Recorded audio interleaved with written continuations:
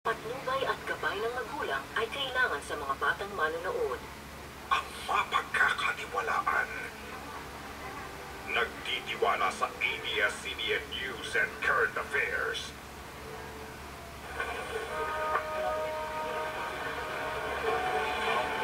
Akala ko mas pamorang hari sa Duke ng Albania. Talas kong ikinahiya na ang kinig siya, pero nasanay na rin ako.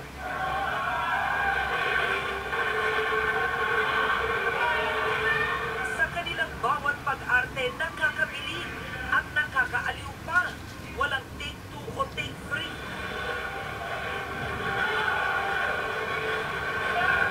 Hindi pinauubaya ng aking tigas na pagkatao at ang ating relasyon bilang hari at tagapaglingkod. Sila ang mga aktor na entablado ng teatro.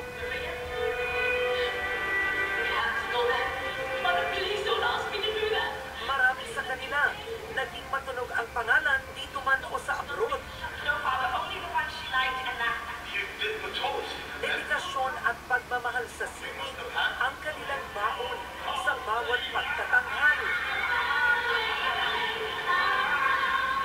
Ito ang Newport Performing Arts Theater sa Resorts World Manila. Ito ngayon ang pinakamalaki, pinakabago at pinakamodernong teatro sa buong Pilipinas. Nabuhay nga muli ang mga plays at musicals dahil sa teatrong ito. Pero ang malungkot, hindi nito sinasalamin ang tunay na pagtangkilik ng mas nakararaming Pilipino pagdating sa teatro. May mga nagtatanong, mahalaga pa ba ang teatro gayong meron namang pelikula at telebisyon? Kaya ba itong tangkilikin ng masang Pilipino? Ano ba ang kahalagahan ng teatro sa ating lahi? Ako si Karen Davila at ito ang aking krusada.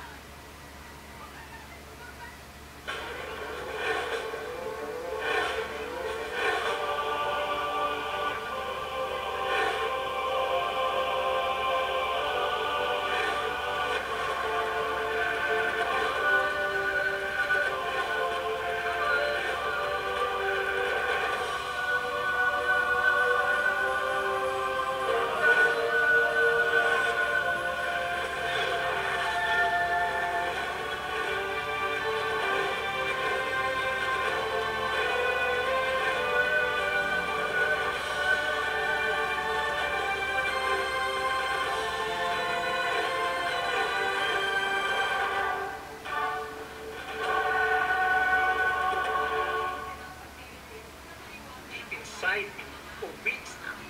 And you knew it, didn't you? Kwento ng musika at pag-ibig. World class ang mga talent. At syempre, all Pinoy cast.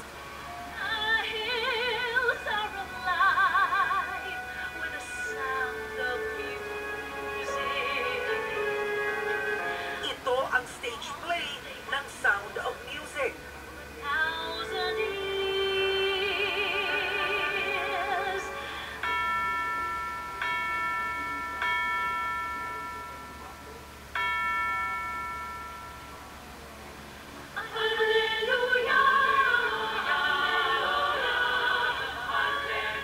Sa pangalawang pagkakataon, ipinapalabas ito ngayon sa Pilipinas. Later fixing. They're putting makeup. Go. Okay, sure. Bukod sa mga aktor, mula sa direktor hanggang sa mga tao sa likod ng entablado, lahat mga Pinoy.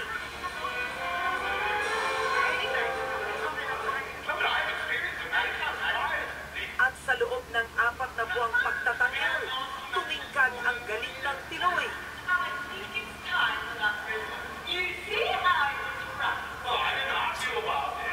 Isa na rito ang veteranong stage actor na si Pinky Amador. In fact, nung nag-audition ako dito for Sound of Music, ang sabi sa akin ng stage manager nung time na yan, si Miss Sunshine, mabuti naman at mga katulad yun nag-audition pa.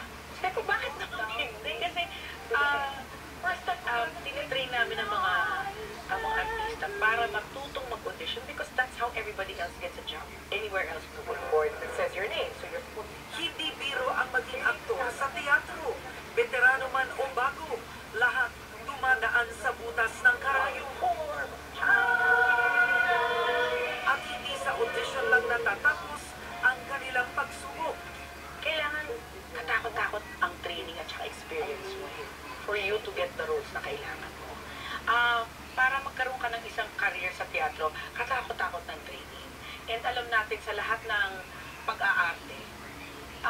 pag-arte sa entablado ang pinakamahirap.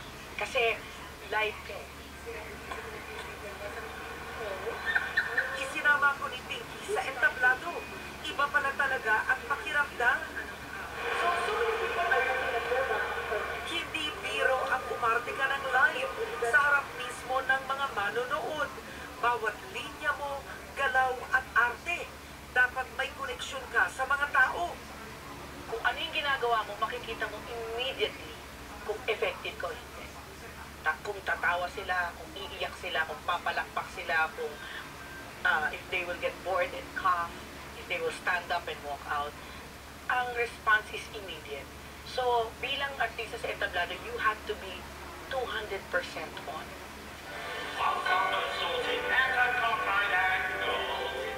Isa rin sa veteranong aktor ng Sound of Music si Miguel Faustman. Sa loob ng 37 taon niya sa teatro, lahat ng klase ng karakter nagampanan na niya. At maging sa telebisyon, ginagamit rin ni Miguel ang kanyang husay sa pag-arte.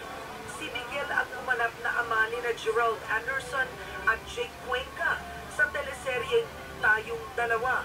It's a beautiful thing to see live at the theater. Ayon kay Miguel, magkaiba ang telebisyon sa teatro.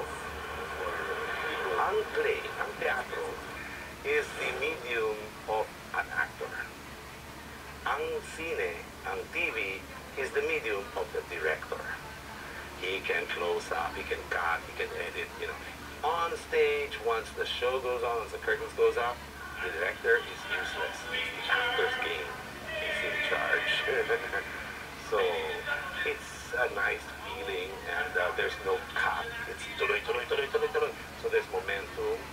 Lalo pa if you have emotions involved, you can, you know, make vuelo. Not like in a movie or a TV, cut, and you're building up an emotion, and then all of a sudden you have to cut. And then, how hard to get back there, you know what I mean? And then, again, for depending on the emotions. Or... Hindi man kalakihan ang kita, pero bakas kay Miguel ang pagmamahal niya sa kanyang profesyon. That is something I would love to hear. Ito ang nagpapatagal sa mga aktor na tulad niya sa teatro. And why? Because my motto is never stop. Ang passion din sa pag-arte sa entablado ang nakita ko sa bagong mukha sa teatro na si Janina Punsalan. Bata pa lang, hilig na niya ang kumanta sa harap ng maraming tao. Well, for me, I really love to perform in front of people, and it really energizes me.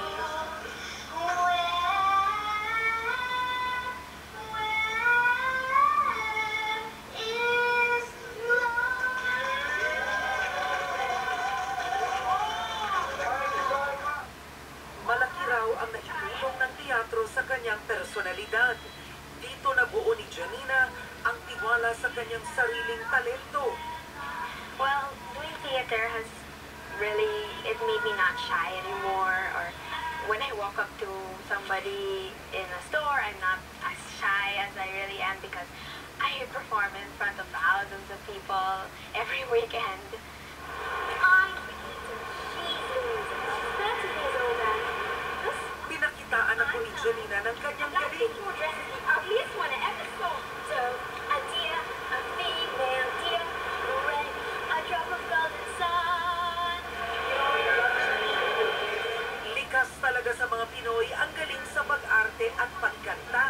Ayon sa veteranong theater actor na si Odi Hemora, kung ikukumpara ang mga Pilipinong aktor sa foreign actors, malaki ang lamang natin. Filipino has a natural talent to sing, act, and dance. Kung minsan naloloko yung mga acting coaches na nanggagaling sa Amerika kasi they have all these techniques para lang mapa-arte isang tao. Kasi the Westerners are such cerebral people, very intellectual. Bigyan nila yung exercise sa Pilipino, kaagad-agad makuha ng Pilipino. Bakit gano'n? Kasi we're just from here. We are people who went through a lot. So, we wear our hearts on our sleeves. So, madali sa ating sumayaw, kumanta, we're so passionate. We have that. And we have a mix, the best mix of East and West sa Pilipino. We have to do it because we are gifted for it. We should be the Broadway of Asia, actually. Ang problema, magaling man tayo sa talento.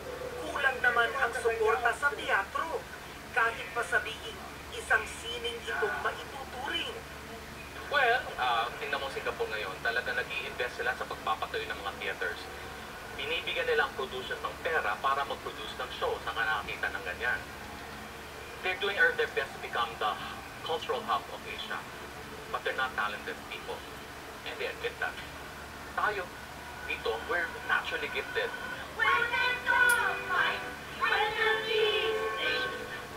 Laking pasasalamat ni Odi Himura sa mga kumpanyang tulad ng Resorts World Manila. Marami mga Pilipino na nakakahanap ng trabaho sa teatro sa labas ng bansa. So, by building the Newport Performing Arts Theater, we're able to bring them home. Pwede namin silang pauwiin sa Pilipinas, dito sila magpa-perform, at sa gayon din, lahat ng taong Pilipino, pwede silang makapanood ng mga actors na kagaya ni Joanna Ampil, na sa London siya nagpa-perform. Si Lea Salonga, although hindi pa siya nagte-theater dito, pero nakagawa na siya ng mga concerts dito. Pero ang goal talaga namin is feature namin world-class Filipino talent. Pero isa lang sila sa mga kumpanyang buo ang suporta sa ating sine. Ang problema, sa dami ng mga aktor at grupo ng mga teatro sa Pilipinas, kulang-kulang ang venue at mga oportunidad sa kanila. Kanilang pagwawalang bahala. Ayon kay Nanding Jose, Artistic Director ng Tanghalang Pilipino ng CCP, marami tayong mga lugar na pwedeng pagtanghalan. Pero pinabayaan naman ng pamahalaan, tulad na lang ng Metropolitan Theater. Bukod sa kawalan ng pagtatanghalan, matinding kompetensya rin ang telebisyon at pelikula. Kaya naman maraming aktor ng teatro ang nangingibang bansa na lang. But anong ginagawa ng gobyerno natin? Pinatax ang mga artists. Walang incentives. So, parang imbes na ma-encourage ka, parang either aatas ka na lang, mag-aanap ka ng ibang hanap buhay, or mag-abroad ka. A lot of our best dancers and a lot of our singer and actors are in Hong Kong, Disney, playing mascots. Our best ballerinas are dancing in Lion King. Diba? Nakaka-frustrate. It should be here. Hindi kasing rangya ng iba ang kanilang produksyon. Pero kung galing lang ang pag-uusapan, hindi sila panghuli. Mahirap pumanap ng venue kasi wala kami sariling studio. Tulad niya sa plaza, kung pwede kami sa plaza, doon kami. Kung pwede sa palengke, kung pwede niya sa school, kung saan pwedeng magpa-practice kami para magampanan namin yung proyektong ginagawa natin.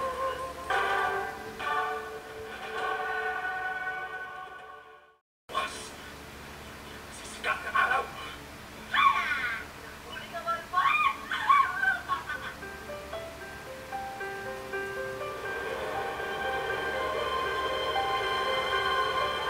Abalang-abala ang grupong ito sa bayan ng Rosario, Cavite.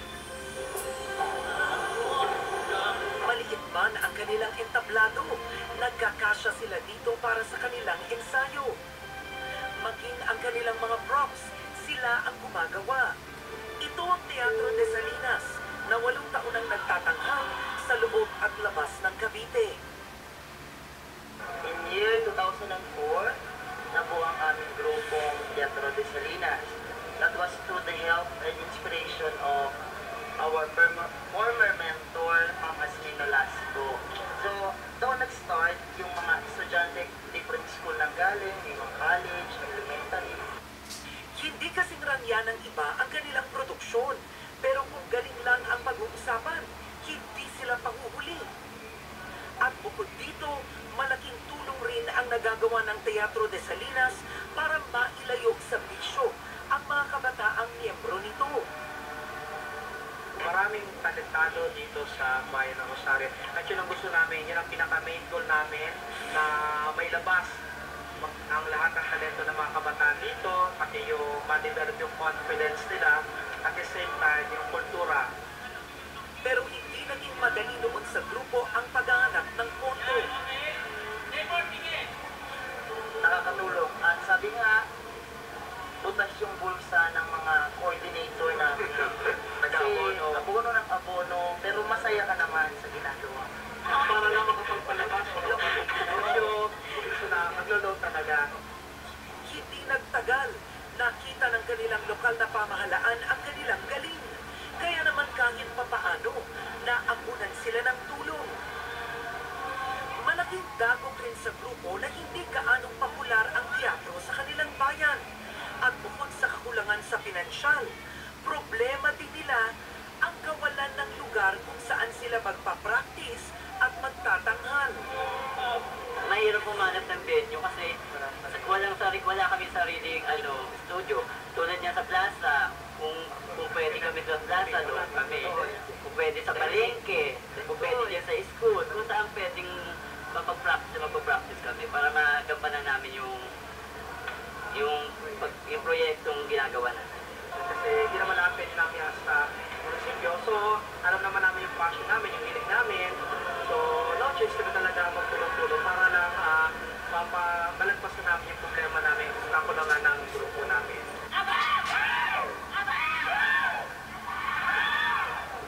Pero pinagmamalaki ng Teatro de Salinas na ang kanilang itinatanghal ay mga orihinal na komposisyon at kwento. Pati choreography nila, original. Musical play. First ever na musical play, original composition. Kumbaga trademark namin yun. Nanggaling yan sa teatro de Salinas na may pagmamalaki namin. Kaya pinipilit namin na gagawin namin ay original. Nakakatuwa rin malaman na kwento ng ating kultura at kaugalian ang tema ng kanilang bawat palabas. Tulad na lang ng kanilang musical na pinamagatang Poknak na nagbibigay aral sa halaga ng pamilya at tunay na pagkakaibigan.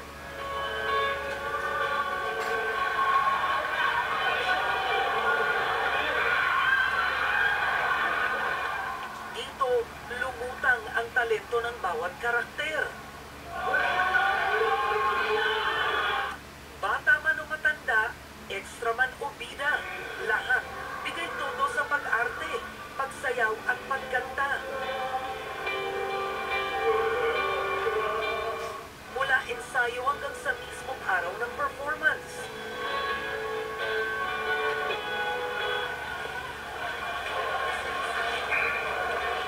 Baka sa kanilang mga muka ang saya at paghanga sa talento ng kanilang mga kababayan. Ibig sabihin, huli ng mga aktor ang kiliti ng kanilang mga manonood.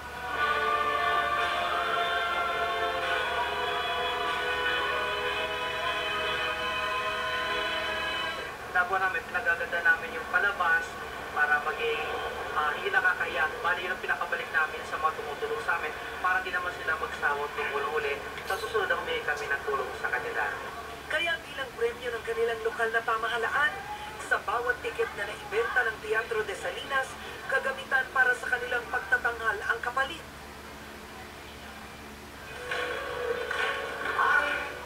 Masaya naman ang Teatro de Salinas sa tulong na naibibigay ng kanilang lokal na pamahalaan. Pero aminadong di pa ito sapat.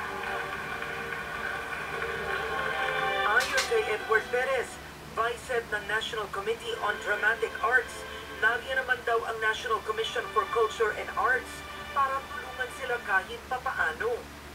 Ang anumang pangkat ay maaaring mag-avail of the production grant. Ibig sabihin may production, maaari siya magsabit ng proposal at bibigyan siya ng grant to produce especially new production, new materials. Yun na lang, aminado rin ang NCCA na hindi pa rin sapat ang kanilang kakayanan.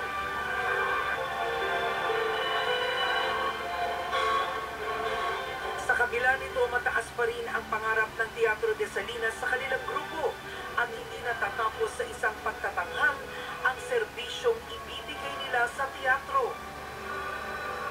Ako pangarap ko ay sa pagtanda namin, sa bawat susunod na henerasyon ay huwag maputol yung kultura sa larangan ng sining, ng teatro at makapagpahubog pa kami ng mga kabataan na hindi puputulin o magpatuloy pa ang ganitong klase ng sining, ang teatro.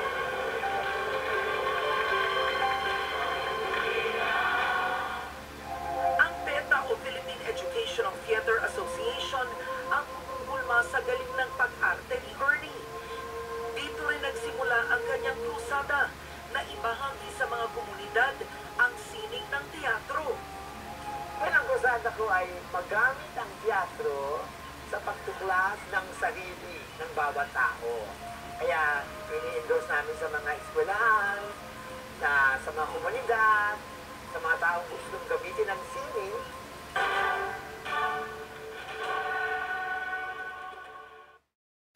Masama ng training sagot na yan. Bigyan mo kung sagot na may pao, may ibon, may togyo, may lumaning ka ng angge, o kung paano kayo kita. Mister, Peta, bakit mo pinipilit mag-isang sundalo? Kayo ang nasagot mo. Maaring sa iba, maliit na bagay lamang ang teatro kumpara sa mas mabibigat na problemang kinakaharap ng ating bansa.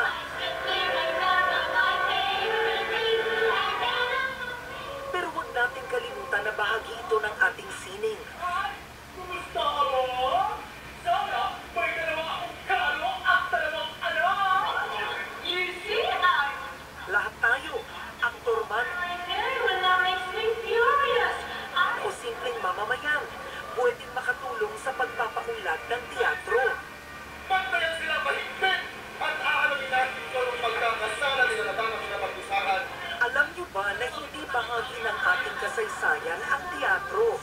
Kaya't para sa marami sa atin, isa itong uri ng sining na hindi talaga nakaugat sa mga Pilipino.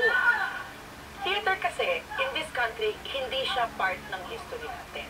Okay? Hindi katulad ng sa UK, where, Shakespeare, 5 centuries ago, may gano'n. Wala tayong gano'n. Ang history natin sa theater started with passion plays, religious theater. Pero sa kabila nito, natural sa ating mga Pilipino na sumikat pagdating sa teatro. Tignan nyo na lang si Lea Salonga sa Miss Saigon o Juana Ampil sa pagganap niya ng Les Miserables, Robert Senya bilang Toy sa Miss Saigon, at Junix Inosian sa Miss Saigon. Ilan lamang sa mga Pilipinong sumikat sa Broadway, patunay na nasa ating lahi talaga ang galing sa teatro. Sa Zarzuela at Sinapulo nagsimula ang veteranong aktor na si Ernie Cloma. Sino ka? Ano ang iyong pangalan? Bakit ka namugaw sa tawag ng trumpeta? 4 na dekada na si Ernie sa teatro.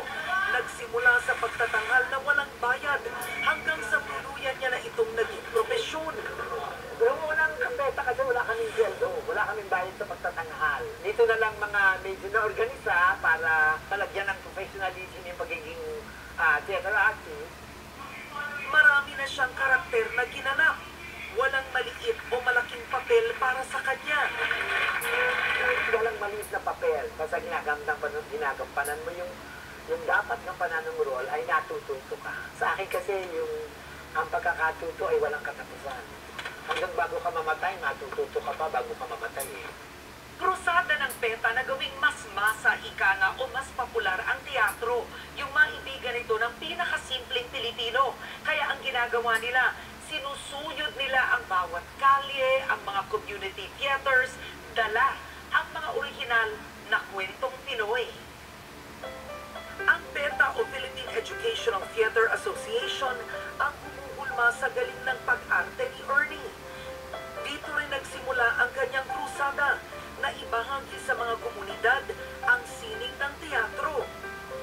Ang krusada ko ay magamit ang teatro sa pagtuklas ng sarili ng bawat tao.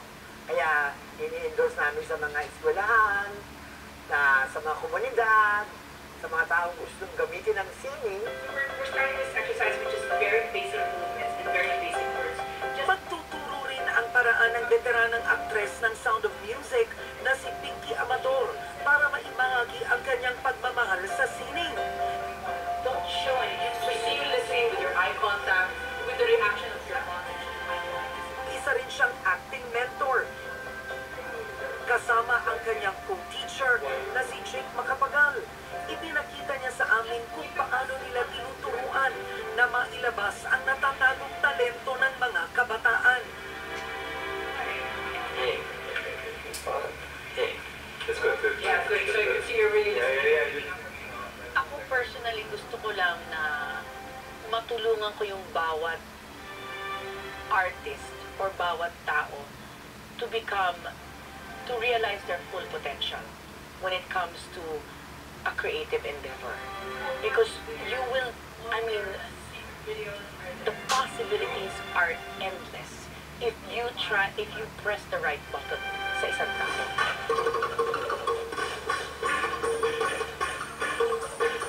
Kaya taon-taon isinasagawa ng CCP ang Pasinaya Festival. Isang proyekto para mabigyan ng pagkakataon at lugar ang iba't ibang theater groups na makapagtanghal. Kaya naman karamihan sa dumalo at sumali galing sa universidad. Iba't iba ang kanilang tema. May comedy,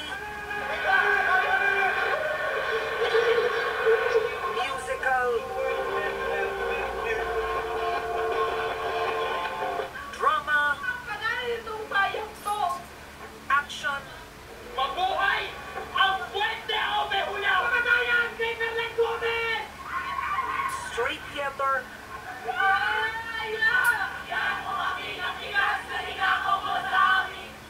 at kwentong pag-ibig. Batikan man o baguhan sa teatro, lahat nagsasama-sama. Kung sa creativity, walang kulang. Walang kulang. I think Filipino artists are very, very creative, very, very artistic. Daming ideas na pwedeng lumabas sa utak ng mga Filipino artists. Punong-puno yan. We have a rich cultural heritage. Our artists are always challenged to come up with new and original stories and new forms. There is really a certain magic in theater. Acting is something that's intangible. Hindi mo mahawakan, pero nararamdaman mo siya. Hindi mo mawari kung ano siya, pero it's a certain feeling that drives you into action. And when it's done live in front of you, and when it's done live well in front of you, it changes you. Tao ay isang uod. Sa ipinamalas na galing ng ating mga aktor mula sa iba't ibang grupo at rehiyon, isa lang ang nais nitong iparating na ang pagtuturo at pagtangkilik sa sariling atin ang siyang makapagbibigay sigla sa teatro na ngayon ay mahalagang bahagi ng sine.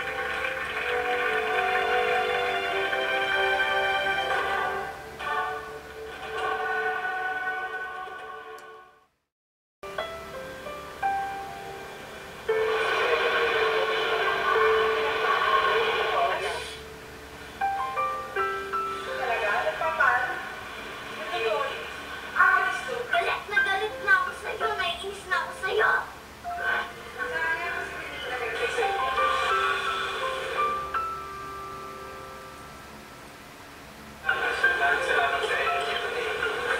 Kailangan siya dali sa ospital. Na sana yung ganyan na may emergency ako pagbibigyan mo. Ang teatro ay isang sining hindi lang para sa mata at tenga, kundi para sa kaluluwa. Bagamat di natin matatagpuan sa kasaysayan ang ugat ng teatro, malaki naman ang tulong na naidudulot nito para sa pag-usbong ng isang lahi. Kahit na sikat ang telebisyon o sine sa panahon ngayon, mahalaga na magtagumpay pa rin ang teatro. Kaya ito ng Pilipino at bukod doon, kailangan ng suporta hindi lamang mula sa pribadong sektor, kundi lalong-lalo na sa pamahalaan para matiyak na mapanatiling buhay ang teatro sa Pilipinas. Ito ay isang sining na sumasalamin sa galing ng isang lahi. Ako si Karen Davila at ito ang aking krusada.